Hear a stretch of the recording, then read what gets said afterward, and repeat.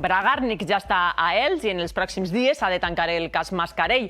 El migcampista canari està sense equip, però de moment no ha acceptat l'oferta de renovació del club. A l'entrenament d'avui no ha acudit Pastore ni Rocco, que acaba de ser pare.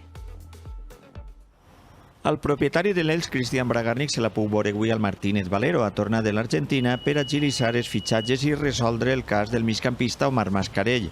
El futbolista canari té una oferta del club, però de moment no l'ha acceptada.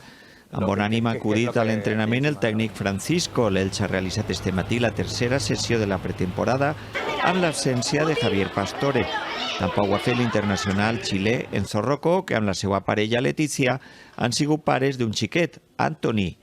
Boyer ha finalitzat l'entrenament abans que els seus companys. Qui no ha pogut mostrar les seves qualitats en la pretemporada és Johnny Álamo.